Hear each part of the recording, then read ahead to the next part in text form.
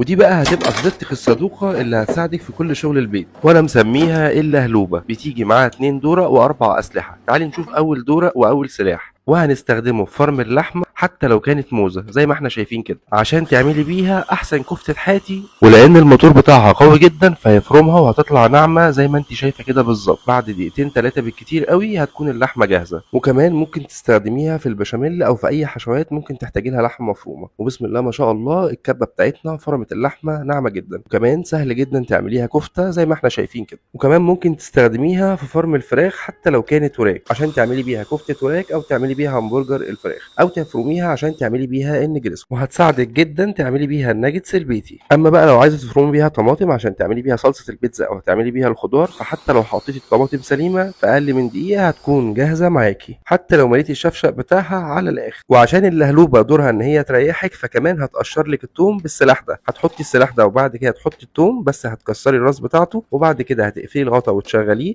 حتى لو كان التوم بتاعك بلدي فبرضه هيتقشر بعد اقل من دقيقه. وبعد كده هتسمي الله وتفتحي الكبه بتاعتك، وبعد كده هتلاقي معظم التوم بتاعك متقشر فهتنقيه، او هتحطي التوم بتاعك في علبه فيها ميه تلاقي القشر كله عام على الوش، وبكده هتبقى قشرتي كميه توم كبيره قوي في وقت قليل جدا. اما بقى الدرق الصغير فهنستخدمه في الحاجات السريعه، يعني لو عايز تفرمي شويه بصل صغيرين او شويه فلفل فممكن تستخدميه. والدرق الصغير هيساعدك جدا في الطبخ اليومي، يعني كل يوم وانت بتعملي اي طبخه هتستخدميه، هيسهل عليكي الوقت والمجهود. واللهلوبه بتاعتنا سهله جدا في الاستخدام. اما بقى السلاح ده فهتعملي بيه الايس كريم البيتي، وكمان هتعملي الكيكه، وممكن تستخدميه في انواع كتير من الحلويات. يلا نحط الكريم شانتيه ونجربه ونشوفه هيضرب الكريم شانتيه وقوامه هيبقى عامل ازاي. وفي اقل من دقيقتين بسم الله ما شاء الله واللهم صل على النبي هيبقى القوام زي ما احنا شايفين كده بالظبط. اما بقى لو كنت من عشاق العصاير فهسيبك انت تجربي العصاير وتبقي تقولي لي رايك. وكمان الكبه بتاعتنا معاها ضمان لمده 2 سنين ضد عيوب الصناعه، والدورق المقاوم للكسر ضمانه 10 سنين. وبنشكر شركه رافال على الكبه الحلوه دي، وكمان احنا عاملين عليها عرض مميز جدا بس الكميه محدوده. ودي شهاده الضمان هتلاقيها في قلب الكرتونه. والسلام ختام.